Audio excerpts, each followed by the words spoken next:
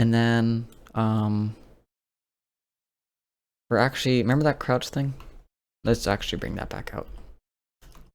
Oops, not uncrouch. Crouch. So input action event crouch.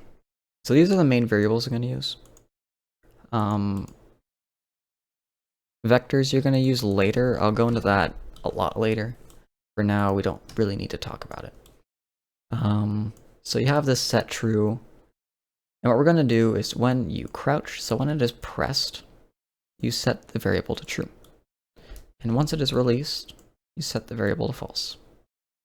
So when you're crouching and when you're uncrouching. Pretty basic, right? So we'll just comment this with C, call this crouch. Doesn't actually do anything. It really just sets a variable from true to false. We won't invent begin play, whoops, okay.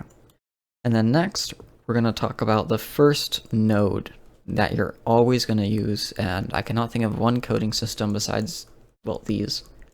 One logic system that doesn't use this. This is the if variable of JavaScript.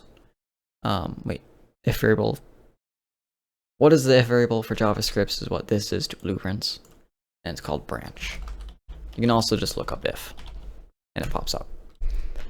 What a branch is if this variable is true, it goes this way. If it's false, it goes this way. To explain these nodes in the middle, these thingies, right? You know, just kind of weird routing nodes. Actually, wait, can I? Okay, yeah, just making sure that's what happened. Just delete that. Okay, so these routing nodes are like wires in an electric circuit. So you have your first little wire that sends out its electrical signal, and another one that branches off into two different electrical systems. So in this case, if true, so just drag this red wire into the red condition.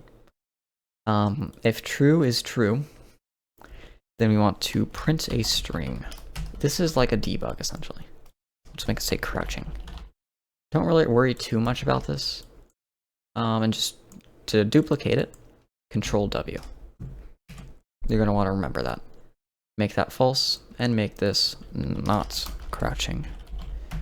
Or not crouch. And remember how I said a tick is 0.02 seconds? We're actually going to use that right now. So you press this little down arrow, you get more information on the print. And for instance, you could change the text color. And you also have duration. And duration is how long this will stay on screen. So we're only going to want this to stay on screen for about 0.02 seconds. It's a little absurd having it like scroll down the screen, you'll see when this is finished. So that's,